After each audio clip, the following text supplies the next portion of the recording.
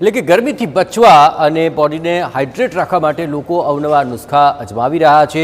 ઘણા લોકો આ જ તમામ બાબતોની અંદર શરબતનો ઉપયોગ કરતા હોય છે, શેરડીનો રસ પીતા હોય છે, નારિયેળ પાણીનો ખાસ ઉપયોગ કરતા હોય છે, પરંતુ હાલ નારિયેળ પાણીના ભાવ પણ આસમાને પહોંચ્યા છે। લીલા નારિયેળના ભાવમાં સતત વધારો નોંધાયો છે।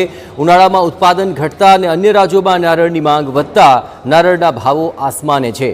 અત્રે મહત્વપૂર્ણ છે કે રાજ્યમાં ચોરવાડ અને કોડીનારથી સૌથી વધુ નારિયેળનું ઉત્પાદન થાય છે, પરંતુ ગરમીને લીધે દિલ્હી અને હરિયાણામાં ચોરવાડ અને ગીર સોમનાથના નારિયેળની જાવક વધી છે અને તેને કારણે ભાવ સાતમા આસમાને છે।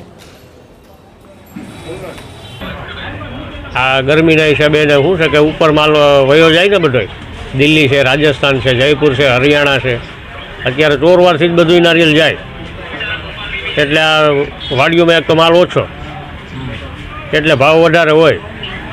અત્યારે શું છે 10 રૂપિયા 15 રૂપિયા એક નારિયેળનો ભાવ વધારે હોય।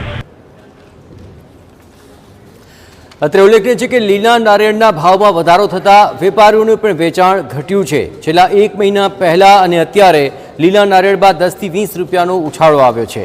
આ ભાવ વધારાથી રેગ્યુલર નારિયેળ લેતા ગ્રાહકોને પણ હાલ તો ભાવ વધારાથી મુશ્કેલી પડી રહી છે। દર્દીઓ માટે નારિયેળ લેવા આવતા ગ્રાહકોને પણ ભાવ આસમાને પહોંચતા મુશ્કેલીઓ નડી રહી છે। હું 40 નારિયેળ લઈ ગયો હતો, અત્યારે આ લોકો 60 રૂપિયા કે હવે એટલી મોંઘવારી અમે કોઈ દી જિંદગીમાં નથી જોઈ।